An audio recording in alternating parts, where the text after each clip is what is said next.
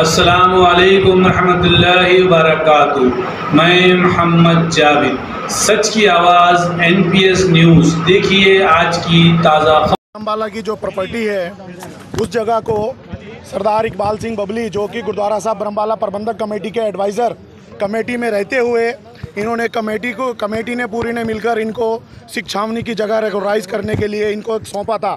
इनको एक जिम्मेदारी दी थी कि ये पूरी छावनी की जगह रेगुलराइज़ कराएं, और इन्होंने उसकी आड़ में गुरुद्वारे की लैंड 360 गज जगह अपने नाम पर करवा रखी है, जो कि ये गवर्नमेंट का जो जियो निकाला गया था 118, उसमें प्लेन जो ओपन प्लाट है जिसमें कोई रूम नहीं है, कोई लाइट नहीं है, कोई पानी नहीं है, कोई उसका स्ट्रक्चर नहीं है, उस जगह को रेगुलराइज नहीं होगा, रजिस्ट्रेशन नहीं होगा। लेकिन इन्होंने बिना किसी लाइट बिल के, पानी बिल के और बिना किसी रूम के, बिना स्ट्रक्चर के इन्होंने 360 गज जगह सरदार इकबाल सिंह बबली ने, जो कि गुरुद्वारा साहब ब्रह्मबाला कमेटी में एडवाइज़र के रूप में रहते हुए, इन्होंने कमेटी को नज़रअंदाज करके, कमेटी की नॉलेज में नहीं डाल के इन्होंने ये काम किया है कि इन्होंने 360 गज जगह अपने नाम करवा ली है। आज वही प्रॉब्लम हो रहा है कि वो अपनी जगह पर, गुरुद्वारे की जगह पर कब्जा करने के लिए JCB लेकर आए हैं, साफ़ सफाई कराने के लिए।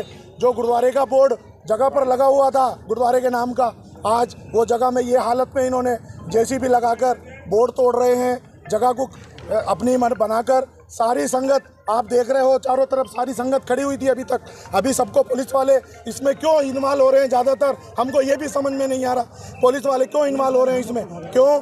संगत तो पूरी गुरुद्वारे की है, वो पर्सनल है इकबाल सिंह बबली, उसका सपोर्ट क्यों कर रहे हैं हमारे को ये समझ में नहीं आ रहा। और जो भी उसके साथ आ रहे हैं वो जो है संगत के खिलाफ जा रहे हैं। ये हमारी जो आगे गवर्नमेंट से भी और हमारी MRO से ये हाथ जोड़कर बेनती है, कलेक्टर साहब से भी, कमिश्नर साहब से भी ये बेनती है कि इस जगह का दोबारा से